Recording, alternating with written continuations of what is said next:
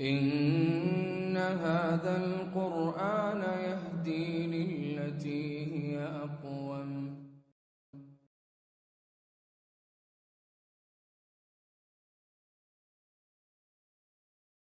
إن الحمد لله نحمده ونستعينه ونستغفره ونعوذ بالله من شرور أنفسنا ومن سيئات أعمالنا من يهده الله فلا مضل له ومن يضلل فلا هادي له وأشهد أن لا إله إلا الله وحده لا شريك له وأشهد أن محمدا عبده ورسوله صلى الله عليه وسلم. أما بعد، اللهم انفعنا بما علمتنا وعلمنا ما ينفعنا وزدنا علما. رب اشرح لي صدري ويسر لي أمري واحلل عقدة من لساني يفقهوا قولي. سبحانك لا علم لنا إلا ما علمتنا إنك أنت العليم الحكيم.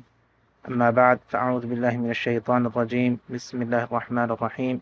الحمد لله رب العالمين الرحمن الرحيم مالك يوم الدين إياك نعبد وإياك نستعين. کل کے درس میں ہم نے اس آیت کریمہ کے حوالے سے ایاک نعبد و ایاک نستعین، اس کے حوالے سے ہم نے کچھ باتیں کی تھیں. بات یہاں تک پہنچی تھی کہ اس آیت کریمہ میں اللہ تعالیٰ نے فرمایا ایاک نعبد، ہم آپ کی عبادت کرتے ہیں اور آپ کے سوا کسی اور کی عبادت نہیں کرتے. اور اس میں ہم نے یہ ذکر کیا تھا کہ سورت کے ابتدا سے صیغہ غائب چل رہا تھا، یہاں پہ ایک دم سے صیغہ چینج کر کے صیغہ خطاب میں تخاطب میں بات آ گئی ہے. اس کے جو حکمت ہے یا اس کی یہ کیوں ایسے کیا واللہ عالم. بعض علماء نے جو حکمتیں بیان کی، ہم نے 2 یا 3 بیان کی تھیں، اختصار سے میں دہرا دیتا ہوں یاد دہانی کے لیے. ایک تو یہ فرمایا علماء نے کہ جب انسان نے اللہ کی تعریف کی سورت کی ابتدا میں تو گویا کہ اللہ کا اب اس کو قرب حاصل ہو گیا، تو اس لیے اب کہا کہ ایاک نعبد، ہم آپ کی عبادت کرتے ہیں. دوسری بات جو تقریباً اس سے ملتی جلتی ہے، بعض نے یہ کہا کہ گویا کہ انسان کو اللہ کی معرفت حاصل ہو گئی. پہلے اللہ معروف نہیں تھے کہ کون ہے، تو جب اب ابتدا میں الحمدللہ رب العالمین الرحمن الرحیم مالک یوم الدین کہا تو گویا کہ اب اللہ کی شخصیت، اللہ کی ذات معروف ہو گئی. جو پڑھنے والا ہے، بولنے والا ہے، اس کے سامنے یہ چیز معروف ہو گئی، تو اب وہ ایک جانے پہچانی ذات کو پکارا، تو اس لیے کہا ایاک نعبد. اسی طرح ایک اور بات بعض علماء نے کہا کہ ابتدا میں جو ہے وہ ثنا ہے، اللہ تعالیٰ کی تعریف ہے، اور اب اس آیت میں اللہ سے کچھ مانگا جا رہا ہے، کچھ سوال کیا جا رہا ہے، تو سوال کے لیے زیادہ مناسب صیغہ خطاب ہی ہے. جس سے سوال کیا جائے، جس کو پکارا جائے، اس کو غائب کے صیغے سے نہیں پکارا جاتا، اس کو ہمیشہ صیغہ خطاب سے پکارا جاتا ہے کہ آپ کی ہم بات کرتے ہیں، آپ سے سوال کرتے ہیں، آپ سے مدد مانگتے ہیں.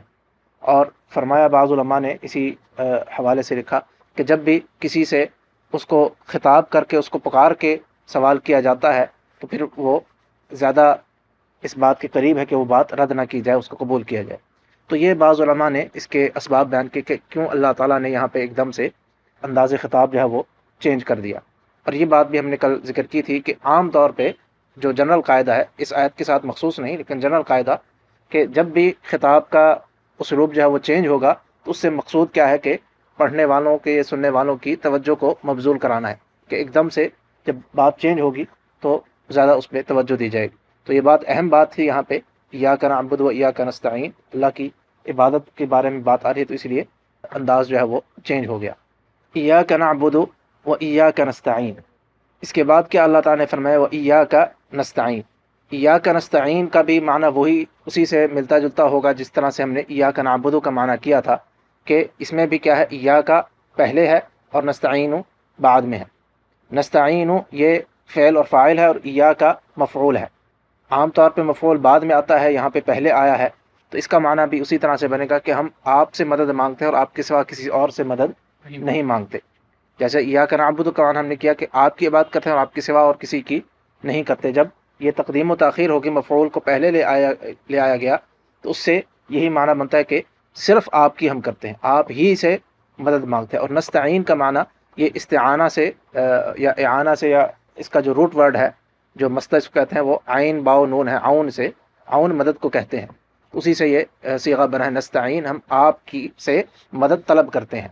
اور یہ بھی ایک جنرل عربی کا قاعدہ، کیونکہ یہ اس طرح کی باتیں قرآن کریم میں کثرت سے آئیں گی کہ جس صیغے میں الف سین تا، الف ہو یا ہو یا نون ہو یا تا ہو، جو مضارع کے صیغے میں آتے ہیں شروع میں، سین اور تا اور اس سے پہلے الف ہو، یا جیسے یہاں پر ہے نون ہو یا ہو، تو اس میں طلب کا معنی پایا جاتا ہے. جس صیغے میں بھی عربی کے یہ الفاظ کا اضافہ ہو جاتا ہے، تو یہ جنرل قاعدہ ہے کہ عام طور پہ ہر دفعہ نہیں ہوتا، بعض اس کے اور معنی بھی ہے، لیکن زیادہ تر یہ صیغہ طلب کے معنی میں ہوتا ہے.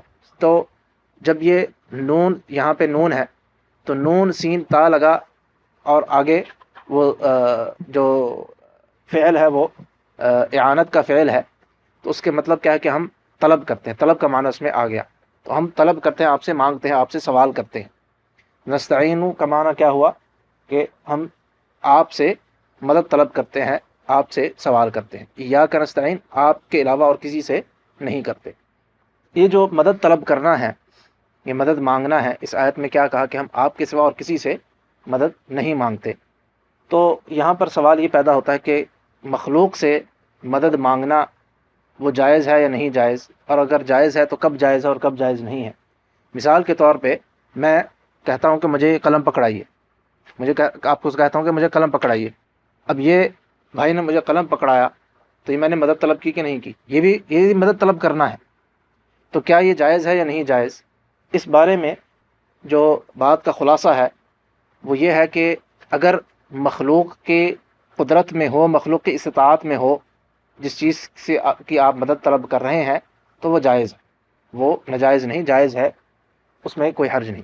جس سے مدد طلب کی جا رہی ہے اگر وہ اس کے استطاعت میں ہے، ظاہری اسباب کے مطابق، ظاہری اسباب کے مطابق، یہ لفظ ضروری ہے ایڈ کرنا. ظاہری اسباب یعنی جو دنیاوی اسباب ہیں جو آپ دیکھ رہے ہیں. ایک شخص ہے، وہ خوب طاقت والا ہے، ہمت والا ہے، اس سے آپ کہتے ہیں کہ یہ کوئی بھاری چیز ہے، تو کہتے ہیں کہ میری مدد کرو، اس کو مجھے ذرا میرے ساتھ اٹھوا دو، میری مدد کر دو. تو ظاہری اسباب کیا ہیں؟ ظاہری اسباب نظر آ رہے ہیں کہ اس کے اندر طاقت ہے، اس کے اندر قوت ہے، اس کے اندر ہمت ہے، یہ کر سکتا ہے. اب ہم زکریا جیسے بچے سے کہیں کہ کوئی بھاری چیز اٹھاؤ اور میری مدد کرو، تو یہ چیز ٹھیک نہیں ہے، یہ درست نہیں ہے. کیوں؟ اس لیے کہ اس کے اندر طاقت ہی نہیں ہے، اس کے اندر ہمت ہی نہیں ہے.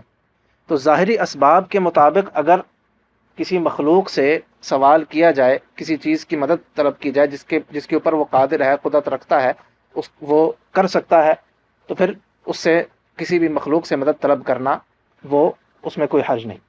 لیکن جہاں پہ ظاہری اسباب موجود نہ ہوں، یا اس کو بعض علماء کہتے ہیں کہ ما وراء الاسباب، یعنی اسباب کی دنیا سے آگے، اسباب کی دنیا سے آگے وہ اللہ کی ذات ہے، وہ اللہ کی ذات ہے صرف، پھر وہ مدد جو ہے وہ صرف اللہ ہی کر سکتا ہے. مثال کے طور پہ ہم یہاں پر بیٹھے ہیں اور کوئی شخص جو ہے وہ پاکستان میں موجود ہے یا دنیا کے کسی کونے میں موجود ہے، اور ہم یہاں پہ اس کو کہیں کہ فلاں شخص کو کہیں کہ اے فلاں شخص میری مدد کر. کیسے مدد کرے گا؟ آپ نے کوئی جدید ٹیکنالوجی بھی استعمال نہیں کی، اس تک بات نہیں پہنچی، کوئی فون نہیں ہے، کوئی موبائل نہیں ہے، کوئی رابطے کا ذریعہ نہیں ہے، اور آپ اس کو کہیں کہ میری مدد کرو، اس کو پکار رہے ہیں کہ فلاں شخص میری مدد کرے، تو یہ کیا ہے؟ یہ شرک ہے. کیوں؟ کیونکہ یہ صرف ایک اللہ اس پر قادر ہے کہ ظاہری اسباب تو کوئی ہے نہیں کہ وہ آپ کی مدد کر سکے. اس کے باوجود اگر آپ اس کو پکار رہے ہیں تو وہ صرف اللہ کے لیے ہے. اگر اس میں اللہ کے ساتھ کسی کو شریک کیا جائے گا، کسی اور کو پکارا جائے گا، تو وہی شرک ہے، اور یہ شرک اکبر ہے، انسان کو دار اسلام سے خارج کر دیتا ہے. اسی طرح جو مردے ہیں جن کو پکارا جاتا ہے، ظاہری اسباب کیا ہے کہ وہ مر چکا ہے. ظاہری اسباب تو ہمیں یہی بتاتے ہیں. وہ اس کو نہ ہماری آواز جا رہی ہے، نہ ہماری بات وہ سن سکتا ہے، نہ اگر وہ سن بھی لے تو وہ ہماری کسی قسم کی مدد کرنے پر قادر بھی نہیں ہے، وہ کچھ کر ہی نہیں سکتا. وہ تو خود منو مٹی تلے جو ہے وہ دبا ہوا ہے. اگر وہ کچھ کر سکتا تو سب سے پہلے اپنے آپ کو اس تنگ سی جگہ سے، قبر سے نکالتا. تو اس کو پکارنا، ظاہری اسباب تو یہی ہے کہ وہ کچھ نہیں کر سکتا. اگر آپ اس کو پکارتے ہیں تو اس کا مطلب ہے کہ آپ شرک کر رہے ہیں. اس کا مطلب کیا ہے؟ کیوں شرک ہے یہ؟ اس کو بھی سمجھتے جائیں. اس لیے کہ آپ کے ذہن میں یقیناً کوئی ایسے شخص کو پکارنا یہ بے وقوفی ہے، بے عقلی ہے. لیکن وہ کیوں کر رہا ہے؟ اس لیے کہ اس کا مطلب ہے کہ اس کے ذہن میں یہ بات ہے کہ اس کے پاس کوئی ایسی خاص چیز ہے کہ جس کی وجہ سے یہ کر سکتا ہے. کوئی خاص اس کے پاس طاقت ہے، کوئی خاص قوت ہے، کوئی خاص قدرت ہے. اور یہ ایسی خاص قوت یا خاص طاقت جو ہے وہ صرف ایک اللہ کے پاس ہے اور کسی کے پاس نہیں. اسی انداز سے جو جیسا کہ سورۃ جن میں آتا ہے کہ بعض انسان جو ہے وہ جنوں کو بھی پکارا کرتے تھے. کیوں؟ ان کا کانسیپٹ یہ تھا کہ جن کچھ کر سکتے ہیں، جبکہ ان کے اختیار میں کوئی چیز نہیں، اختیار تو سارا اللہ کا ہے. تو کسی بھی ایسے مخلوق کو پکارنا کہ جب کہ ظاہری اسباب اس بات پر دلالت کرتے ہوں کہ وہ کچھ نہیں کر سکتا، وہ شرک کے زمرے میں آئے گا. اور اگر ظاہری اسباب ہیں، وہ آپ کی مدد کر سکتا ہے، آپ کے پاس، آپ کے سامنے موجود ہے، آپ کی بات سن رہا ہے، اور اس کے پاس وہ طاقت ہے، وہ قدرت ہے، وہ صلاحیت ہے آپ کی مدد کرنے پہ، اور آپ اس سے مدد طلب کرتے ہیں، اس میں کوئی حرج نہیں. بلکہ ایسے حالات میں تو مدد کرنے کا اللہ تعالیٰ نے حکم دیا ہے. وتعاونوا علی البر والتقوی، سورۃ مائدہ کی آیت میں آتا ہے. اللہ تعالیٰ نے خود کہا کہ نیکی اور تقوی کے کاموں پہ ایک دوسرے کی مدد کرو، ایک دوسرے کی مدد کرو، حکم ہے اللہ کا. سورۃ مائدہ ہے، دوسری آیت ہے یہ سورۃ مائدہ کی. تو جہاں پہ انسان کسی دوسرے مخلوق کے کام آ سکتا ہے اور وہ اس کی مدد کر سکتا ہے، اس کے پاس طاقت ہے، صلاحیت ہے کسی بھی قسم کی، کوئی کسی طرح سے مسلمان بھائی کی مدد کر سکتا ہے، تو یہ ایک بہت بڑی نیکی ہے. حدیث شریف میں کہ نبی کریم صلی اللہ علیہ وسلم نے فرمایا کہ اللہ تعالیٰ اپنے بندے کی مدد اس وقت تک کرتا رہتا ہے جب تک کہ بندہ اپنے بھائی کی مدد کرتا ہے. واللہ فی عون العبد ما کان العبد فی عون اخیہ، اللہ تعالیٰ اس وقت تک بندے کی مدد کرتے رہتے ہیں جب تک کہ وہ بندہ اپنے بھائی کی، مسلمان بھائی کی مدد کرتا ہے. یہاں پہ عون کا لفظ ہے، وہی لفظ جو نستعین کا روٹ ورڈ وہی ہے، ایک ہی ہے. تو مدد کرنا کسی مسلمان بھائی کی وہ ایک نیکی کا کام ہے، اچھا کام ہے، بہت بڑی نیکی ہے. لیکن وہ پھر وہی بات تاکید کے لیے دہراؤں گا کہ ظاہری اسباب جہاں پر ہوں وہ مدد طلب کی جا سکتی ہے. جہاں پہ ظاہری اسباب نہیں ہے، ما فوق الاسباب یا ما وراء الاسباب جو ہے وہ صرف ایک اللہ کی ذات ہے جو کر سکتی ہے. جہاں پہ دنیاوی اسباب ختم ہو جائیں تو وہاں پہ ایسے حالت میں پکارنا صرف ایک اللہ، اور کسی کو پکاریں گے تو وہ شرک ہے، اور یہ بدترین شرک کی صورت ہے، شرک اکبر ہے، کسی غیر اللہ کو پکارا جائے. اسی طرح اسی حوالے سے ایک مسئلہ اور، کہ یہ تو ہم نے جنرل بات سمجھ لی کہ کسی مخلوق سے مدد طلب کرنا اس کا حکم کیا ہے. لیکن کیا ایک تو یہ بات ہے کہ میں کسی کو میری ضرورت ہے اور میں اس کی مدد کروں، تو یہ تو نیکی کا کام ہے. لیکن اگر مجھے ضرورت ہے کسی کی، یا کسی سے کوئی مدد میں طلب کرتا ہوں، تو میرے لیے کیا حکم ہے؟ مجھے مانگنا چاہیے اس سے یا نہیں مانگنی چاہیے؟ ایک ہے کہ آپ کسی کی مدد کریں، ایک ہے آپ کسی سے سوال کریں مدد کرنے کا. تو یہ جیسے ہم نے کہا جائز تو ہے، لیکن بہتر اور افضل طریقہ یہ ہے کہ حتی الامکان کوشش کی جائے کہ کسی مخلوق سے آپ کو مدد مانگنی ہی نہ پڑے. یہ ایک اعلیٰ درجہ ہے، ایک افضل درجہ ہے، بہتر طریقہ ہے.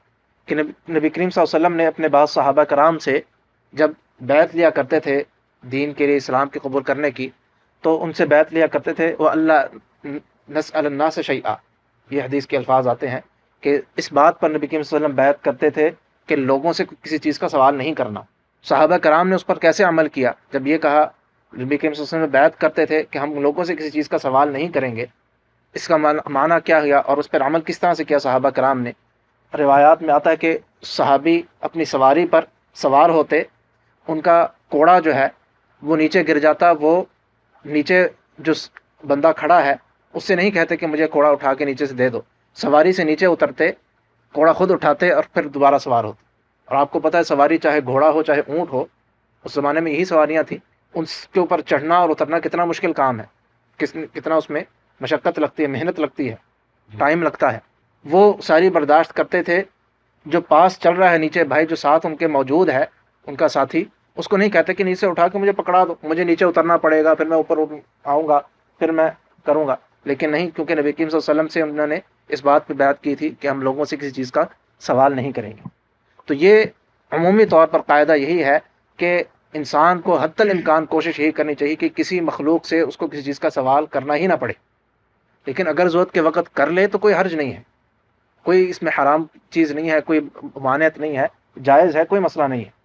لیکن کوشش انسان کی ہمیشہ یہ ہونی چاہیے. کیوں؟ اس لیے کہ جب بھی آپ کسی مخلوق سے، کسی انسان سے کسی چیز کا سوال کریں گے، اس میں ہلکے سے آپ کے دل میں اس کے لیے ذلت پائی جائے گی، اس کے سامنے ہلکا سا جھکاؤ آپ کے دل میں آئے گا، آپ کے دل میں کچھ نہ کچھ اس کے طرف آئے گا کہ اس سے میں مدد طلب کراؤں. گویا کہ آپ اس کے تھوڑا سا زیر بار، جس کو ہم کہتے ہیں زیر بار آ جائیں گے. اور یہ چیز ہونی جو آئیڈیل چیز ہے، جو بہتر چیز ہے کہ اللہ کے صرف ہونا چاہیے. وہ دل میں جو کیفیت پیدا ہوتی ہے جب انسان کسی سے مدد مانگتا ہے، جب وہ اس کے سامنے جھکتا ہے، اس کے سامنے تھوڑا سا اس کی ذلت ہوتی ہے، ذلیل ہوتا ہے، یہ چیز اللہ کے لیے ہونی چاہیے۔ اسی لیے حتی الامکان کوشش یہی کرنی چاہیے کہ انسان کو کسی دوسرے سے کچھ مدد مانگنی نہ پڑے، لیکن اگر ضرورت پڑ جائے تو اس میں کوئی حرج نہیں۔ تو یہ اس مسئلے کا خلاصہ ہے۔ ایک اور بات اسی حوالے سے، مدد طلب کرنے کے حوالے سے، کہ دعا جو ہے، کسی غیر اللہ کو پکارنا یا دعا کرنا، کسی کہنا کہ فلاں شخص کو کہنا کہ میری مدد کرو، فلاں پیر کو پکارنا، فلاں ولی کو پکارنا، جیسے بہت سے لوگ حضرت عبد القادر جیلانی رحمہ اللہ ان کو پکارتے ہیں، پیر عبد القادر جیلانی مدد فرما، یہ کر وہ کر۔ یہ شرک ہے، یہ واضح طور پر شرک ہے، شرک اکبر ہے، اور قرآن کریم کی بے شمار آیات اس میں آئی ہیں اس بارے میں کہ پکارنا ہے تو صرف ایک اللہ کو پکارو۔ جیسے ہم نے پہلے بھی وہ آیت پڑھی تھی کہ سورۃ جن کی وَأَنَّ الْمَسَاجِدَ لِلَّهِ فَلَا تَدْعُوا مَعَ اللَّهِ أَحَدًا، اللہ کے ساتھ کسی کو مت پکارو، کسی کو، احدا، کوئی بھی ہو، اللہ کے سوا کسی کو پکارنا جائز نہیں۔ یہ تو ایک صورت ہے پکارنے کی کہ کسی غیر اللہ کو پکارے کہ فلاں میری مدد کرو، قبر والا ہو یا زندہ ہو یا مردہ ہو۔ جیسے ہم نے کہا کہ وراء الاسباب اگر اس سے سوال کیا جا رہا ہے تو وہ شرک ہے۔ ایک اور صورت جو ہے جو اسی طرح سے دعا کرنے کی، اس میں جو ایک غلط طریقہ ہے جو ہمارے ہاں بہت زیادہ رائج ہے، کہ اس طرح سے لوگ کرتے ہیں، دعا کرتے ہیں اللہ سے، دعا اللہ سے ہو رہی ہے، لیکن انداز کیا ہے؟ یا اللہ اپنے نبی کے صدقے معاف فرما، اپنے نبی کے صدقے، یا فلاں کے صدقے، فلاں کے واسطے۔ یہ کیا ہے؟ یہ بعض علماء نے کہا کہ بدعت ہے، بعض نے کہا کہ شرک اصغر ہے، شرک اکبر تو نہیں۔ اسی لیے شرک اکبر اس لیے نہیں ہے کہ پکار آپ کس کو نہیں، اللہ کو پکار رہے ہیں، غیر اللہ کو نہیں پکار رہے، اسی لیے شرک اکبر نہیں ہوگا۔ لیکن بدعت ہے یا شرک اصغر ہے، اور شرک اصغر بعض علماء نے اس کی ڈیفینیشن اس طرح سے دی کہ ہر وہ عمل کہ جو آپ کو شرک اکبر تک لے جائے، جو اس کے لیے راستہ ہموار کرے۔ بذات خود وہ ایسا عمل نہیں ہے کہ جو آپ کو دار اسلام سے خارج کر دے، لیکن وہ اس کی طرف دروازہ کھولتا ہے، اس کی طرف راستہ کرتا ہے، تو اس کو بعض علماء نے شرک اصغر کہا۔ تو اس اعتبار سے، اس انداز سے دعا کرنا یہ شرک اصغر بھی شمار ہو سکتا ہے۔ نبی کے واسطے، نبی کے صدقے، یا کسی اور کے کا واسطہ دیا جائے، فلاں پیر کے صدقے، فلاں ولی کے صدقے۔ یہ کیوں ہے؟ اس میں غلطی کیا ہے کہ اس میں بہت ساری قباحتیں ہیں۔ ایک تو یہ کہ اس میں یہ گمان کیا جا رہا ہے کہ کسی مخلوق کا اللہ کے اوپر کوئی حق ہے، جس کی وجہ سے آپ کہہ رہے ہیں کہ آپ فلاں کے حق کی وجہ سے، چاہے اللہ کے نبی ہی کیوں نہ ہو، اللہ کے اوپر کسی کا حق نہیں ہے۔ اللہ جو ہے وہ بے نیاز ہے، چاہے محمد صلی اللہ علیہ وسلم ہی کیوں نہ ہو۔ آپ کہہ رہے ہیں کہ ان کے صدقے، اس کا مطلب ہے کہ اللہ کے اوپر نعوذ باللہ کوئی بوجھ ہے، ان کا کوئی حق ہے کہ جس کی وجہ سے وہ آپ جب سوال کریں ان کا حق دے کے، ان کا واسطہ دے کے، تو وہ آپ کی دعا کو قبول کریں گے، آپ کی بات کو مانیں گے۔ اللہ کے اوپر کسی کا کوئی حق نہیں، جیسا کہ نبی کریم صلی اللہ علیہ وسلم نے اپنی حدیث میں خود فرمایا کہ کوئی شخص بھی جنت میں نہیں جائے گا الا ہے کہ اللہ اس پر رحم فرمائے، اللہ کی رحمت ہو۔ تو کسی صحابی نے سوال کیا کہ رسول اللہ صلی اللہ علیہ وسلم کیا آپ بھی؟ فرمایا کہ ہاں میں بھی، اللہ کے فضل ہی سے جنت میں داخل ہوں گا، اللہ کا اگر فضل نہیں ہوگا تو میں بھی جنت میں نہیں جا سکتا۔ نبی صلی اللہ علیہ وسلم نے خود یہ فرما دیا ہے۔ تو اس لیے اس انداز سے دعا کرنا، اس انداز سے کہنا فلاں کے وسیلے، فلاں کے واسطے، فلاں کے صدقے، فلاں کے طفیل، یہ بدعت ہے اور یا شرک اصغر ہے۔ اسی طرح اسی لفظ میں ایک قباحت یہ بھی ہے کہ آپ اگر کہہ رہے ہیں کہ فلاں کے صدقے، نبی کے صدقے یا فلاں کے صدقے، تو وہ تو ان کی اچھائی ہے، ان کی نیکی ہے، ان کا ہے، اس کا آپ سے کیا تعلق ہے؟ اس کا آپ کیوں واسطہ دے رہے ہو؟ یعنی گویا کہ انسان یہ کہہ رہا ہے جب یہ اس طرح سے انداز سے دعا کرتا ہے کہ گویا کہ کہتا ہے کہ اے اللہ فلاں بندہ آپ کا بڑا ہی نیک بندہ ہے، تو مجھے معاف کر دے۔ نیک وہ ہے، معاف آپ کو کیوں کیا جائے؟ نیکی تو وہ کر رہا ہے۔ جب آپ کسی کا صدقہ دیتے ہیں، کسی کے واسطے سے بات کر رہے ہیں، تو وہ تو اس کی نیکی ہے، اس کی اچھائی ہے، اس کی بھلائی ہے، جس کی وجہ سے اس کو اللہ کا قرب حاصل ہے، یا وہ اللہ کا مقرب بندہ ہے، یا اللہ کا نیک بندہ ہے، وہ تو اس کا فائدہ ہے۔ آپ کا اس کا واسطہ دینا سے تعلق کیا ہے؟ آپ اللہ سے اس طرح سے کیوں بات کر رہے ہو؟ اس طرح سے کیوں ان کو پکار رہے ہو؟ تو یہ، اور الغرض یہ کہ قرآن و سنت میں بھی آپ دیکھیں کوئی آیت، کوئی حدیث، کوئی روایت ایسی نہیں ملتی کہ کبھی نبی کریم صلی اللہ علیہ وسلم نے یہ اپنے صحابہ کو ایسے سکھایا ہو، صحابہ کرام نے کوئی ایسی بات کی ہو کہ فلاں کے صدقے۔ دعاؤں کی بے شمار دعائیں قرآن کریم میں آئی ہیں، بے شمار دعائیں احادیث میں آئی ہیں، کئی جلدوں پہ علماء نے کتابیں مرتب کی ہیں جس میں صرف دعائیں اکٹھی کی گئی ہیں کوئی ایک دعا آپ کو ایسی ملتی ہے کہ جہاں پہ یہ کہا ہو کہ فلاں کے واسطے، فلاں کے وسیلے، فلاں کے طفیل؟ کوئی ایسا نہیں ملتا۔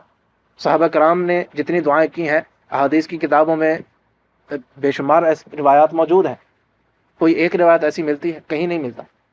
تو مانگنا ہے تو اللہ سے، جو اللہ نے مانگنے کا جو طریقہ سکھایا، جو خاص طور پہ اسی صورت میں سورۃ فاتحہ میں، یہ بھی اس صورت کے ایک چیز، اس میں ایک بات یہ بھی ہے کہ یہ اس صورت میں اللہ تعالیٰ نے ہمیں طریقہ سکھایا کہ کس طرح سے اللہ سے مانگنا ہے۔ تو یہاں پہ دیکھیں کہاں پہ، یہاں پہ کوئی طفیل کا، کہیں واسطے کا ذکر ہے؟ کہیں نہیں ہے۔ ایاک نستعین، آپ ہی سے ہم سوال کرتے ہیں، ڈائریکٹ اللہ سے مانگی۔ اللہ کے درمیان، جیسے ہم نے کل بھی گفتگو کی تھی کہ اللہ اور بندے کے درمیان کوئی واسطہ نہیں ہے، نہ کسی واسطے کی ضرورت ہے۔ اللہ تعالیٰ تو خود کہتے ہیں میرے سے سوال کرو، میں سنتا ہوں، میں تم سے قریب ہوں۔ تو جب اللہ قریب ہے، اللہ تعالیٰ ہماری سنتے ہیں، ہمارے قریب ہیں، اور بلکہ اللہ تعالیٰ تو جیسا کہ حدیث شریف میں آتا ہے کہ جب رات کا آخری پہر رہ جاتا ہے، آخری تہائی حصہ، تو اللہ تعالیٰ آسمان دنیا پر آتے ہیں جیسے کہ ان کی شان کو لائق ہے، اور ندا لگاتے ہیں، کوئی ہے میرے سے سوال کرنے والا تو میں اس کو عطا کروں، کوئی ہے مجھ سے مانگنے والا میں اس کی مراد کو پورا کروں، کوئی ہے میرے سے سوال کرنے والا۔ اللہ تعالیٰ ندا لگاتے ہیں، کہتے ہیں کوئی ہے میرے سے مانگنے والا تو میں اس کو دوں، اور ہم کہیں کہ ابھی فلاں واسطے سے، فلاں اس سے، تو یہ اس سے بڑھ کے اللہ تعالیٰ کی گستاخی اور کیا ہو سکتی؟ تو اس لیے مدد مانگنی ہے، سوال کرنا ہے تو صرف ایک اللہ سے، اور اس میں کسی کا وسیلہ، کسی کا واسطہ دینا یہ قطعاً جائز نہیں ہے، یہ بدعت ہے یا شرک اصغر ہے۔ اور مانگا جائے تو اللہ سے اس طرح سے مانگا جائے جس طرح سے نبی کریم صلی اللہ علیہ وسلم نے سکھایا، جس طرح سے اللہ تعالیٰ نے ہمیں قرآن کریم میں سکھایا۔ انشاءاللہ یہیں سے اگلی گفتگو شروع کی جائے گی۔